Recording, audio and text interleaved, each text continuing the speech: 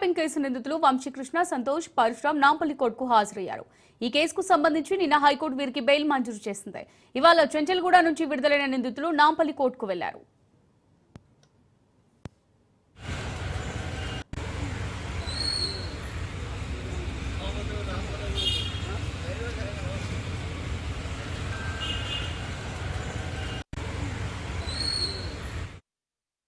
Phone tapping కేసుతో తమకు ఎలాంటి సంబంధం లేదన్నారు వంశీకృష్ణ, సంతోష్, పరశురామ్. ఈ కేసులో లీగల్ గా ముందుకెళ్తామని చెప్పారు. చక్రధర్ గౌడ్ కు బెదిరింపు మెసేజ్ చేయలేదన్నారు వంశీకృష్ణ. హరీష్ రావు పేరు చెప్పాలని తనను పోలీసులు టార్చర్ పెట్టారని సంచలన ఆరోపణ చేశారు.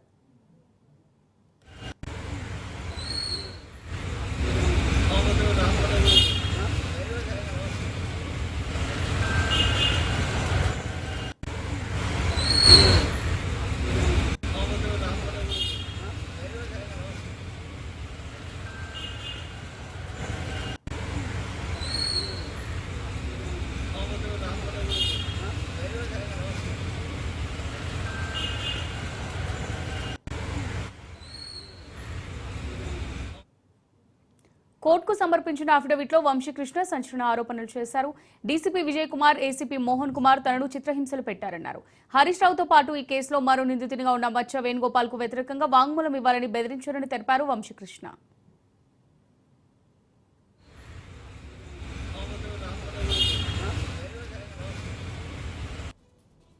రాష్ట్ర ముఠా, అంతర్రాష్ట్ర ముఠా అని చెప్పేసి పదే పదే రాశారు పేపర్లలో, న్యూస్ ఛానళ్లలో. అంతర్రాష్ట్ర ముఠాగా మేము చేసి ఏం చేసిందో ఒకసారి చెప్పండి సార్. అసలు సంతోష్ కుమార్ కి నాకు ఎలాంటి సంబంధం లేదు. మేము ఇంతవరకు ఆయన దగ్గర నేను కలిసింది లేదు. గత 20 ఏళ్ళగా అంతకుముందు ఎప్పుడో క్రికెట్ ఆడినప్పుడు పరిచయం తప్ప నాకు ఎప్పుడు ఆయనతో టచ్ లేదు.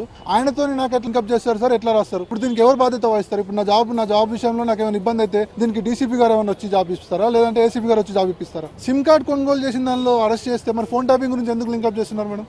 సిమ్ కార్డ్ కొనుగోలు చేసిన దానికి నాకు ఎలాంటి సంబంధం లేదు. హరీష్ రావు సార్ గారు పేసీలో పనిచేసినందుకు నన్ను అరెస్ట్ చేస్తామని చెప్పేసి అని చెప్పారు. ఇప్పుడు నా జాబ్ ఎవరు రెస్పాన్సిబిలిటీ మేడం? ఇవన్నీ నాకు పక్కన పెడితే నేను జాబ్ చేసుకుని బతికే మా ఫ్యామిలీని పోషించుకోవాల్సిన వ్యక్తిని, ఆయన వాళ్ళు ఒక పని చేసుకుని బతికే వాళ్ళు, డ్రైవర్ గా పని చేసుకునే వాళ్ళు, అది హరీష్ రావు సార్ డ్రైవర్ అని చెప్పేసి చెప్తున్నారు. పరశురాములకు దీనికి ఎలాంటి సంబంధం లేదు. ఆ సంతోష్ కుమార్ కి నాకు ఎలాంటి సంబంధం లేదు. మమ్మల్ని ఒక ముఠాగా క్రియేట్ చేసి ఇవన్నీ చేస్తే ఏమొస్తుంది? ఇప్పుడు నా ఫ్యామిలీకి ఎవరు రెస్పాన్సిబిలిటీ సార్? నేను జాబ్ చేసుకొని బతికేది, ప్రతి నెల నేను పైసలు జాబ్ 40,000 సంపాదించుకోకపోతే నా బతికెళ్ళదు. ఇప్పుడు ఎవరు రెస్పాన్సిబిలిటీ? ఇవన్నీ పోలీసులు ఏం లేదు సార్. మా అమ్మని, మా నాన్నని బూతులు తిట్టుకుంటూ, మా ఫ్యామిలీ పరంగా బూతులు తిట్టుకుంటూ, డీసీపీ సార్ అయితే వినకుండా నన్ను ఇక నేను చెప్పలేను నా మాటలు అట్లా తిట్టారు. మా ఫాదర్ చనిపోయారని చెప్పినా కూడా అట్లా మాట్లాడారు సార్. అంత పర్సనల్ గా తీసుకొని ఒకరికి అగెనెస్ట్ గా స్టేట్మెంట్, ఒక హరీష్ రావు సార్కి అగెనెస్ట్ గా స్టేట్మెంట్ ఇవ్వకపోతే మమ్మల్ని ఇంతవరకు తీసుకుపోతారు. ఇప్పుడు నా లైఫ్ ఇంత ఒక స్టేట్మెంట్ ఇచ్చుంటే ఇలా నేను నా జాబ్ నేను చేసుకుంటూ మంచిగా ఉండేది. దానికి అగెనెస్ట్ గా హరీష్ రావు సార్కి అగెనెస్ట్ గా ఇప్పుడు స్టేట్మెంట్ ఇవ్వలేదని ఎట్లా ఇస్తాము స్టేట్మెంట్? మాకు ఫోన్ ట్యాపింగ్ సంబంధం ఏముంది అసలు? నా జాబ్ నాకు రావాలి సార్. నా నార్మల్ లైఫ్ నాకు వస్తుందో రాదో నాకు తెలియదు. దీని తర్వాత కాన్సిక్వెన్స్ ఎట్లున్నా నేను ఫేస్ చేస్తా. బట్ నాకు చక్రధర్ గౌడ్ అనే వ్యక్తితో ప్రాణహాని ఉంటుంది సార్. ఈ డీసీపీ గారు ఫర్దర్ గా ఎట్లాంటి కేసులు పెడతారో నాకు చెప్పారు. మళ్ళీ ఇది ఒక్కటే విషయం కాదు, ఇంకా చాలా విషయాల్లో నేను ఇబ్బంది పెడతాను. ఫర్దర్ గా ఎట్లాంటి కేసులలో ఇరికిస్తారో కూడా నాకు భయం వేస్తుంది. 15 సంవత్సరాల నుంచి నెట్వర్క్ ఫీల్డ్లో పనిచేస్తున్నాను.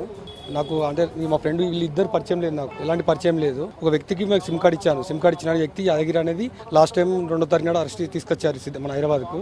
యాదగిరి తీసుకొచ్చారు. 2వ తారీఖు తీసుకొచ్చి 3వ తారీఖు నాడు మళ్ళీ తొలకపోయి ఇచ్చిపెట్టేశారు. ఆయన వాళ్ళే పోలీసు వాళ్ళు తీసుకుపోయి ఇచ్చిపెట్టినారు. మాకు ఇలాంటి అంటే వాళ్ళు ఇప్పుడు మాకు రైతు వాళ్ళు చనిపోయినని అని వేరే వాళ్ళు ఏవో రాస్తున్నారు. మళ్ళీ మా షాప్ కాడికి వచ్చి కూడా డైరెక్ట్ మా పోలీసులు కూడా వచ్చి మేమే ఇచ్చినాం. ఆయన ప్రూఫ్స్ ఇచ్చినా యాదగిరికి ఇచ్చినాము. మేము వేరే ఆయన కూడా నేను తీసుకున్నాను. ఇప్పుడు మళ్ళీ తెల్లారేమో రైతు చనిపోయినాడు, రైతు ఇచ్చినాము, ఏదేదో కొత్త చెప్తున్నాం. అయినా సరే సార్ చెప్తున్నాను, అన్నిటికీ మేము ఓకే అన్నాము. తర్వాత మా షాప్ కాడికి వచ్చారు. షాప్ బంద్ చేయమంటే డైరెక్ట్ షాప్ బంద్ చేయకుండా డైరెక్ట్ తోలుకపోయినాడు. షాప్ బంద్ చేయలేదు. రోడ్డు మీద బండి ఉన్నది, షాప్ కూడా బంద్ చేయలేదు. ఇంట్లో చెప్తాను, ఇంట్లో కూడా చెప్పనివ్వలేదు. ఆ భార్య 20 రోజుల నుంచి తిరుగుతుంది, అక్కడే ఉన్నది, నా కోసం తిరుగుతున్నది. షాప్కి వచ్చారు, ఇంటికి వచ్చారు, కలిసి కాల్ చేయండి సార్, మేము వస్తాం సార్. ప్రతిసారి కూడా చెప్పాము, అయినా చెప్పలేదు సార్. డైరెక్ట్ షాప్ కాడికి వస్తున్నారు, తొలకపోతున్నారు. ప్రతిసారి హరీష్ రావు ఎవరు, హరీష్ రావుతో ఎవరు ఉంటారు, మాకేం సంబంధం? హరీష్ రావు ఎవరు? మాకు హరీష్ రావు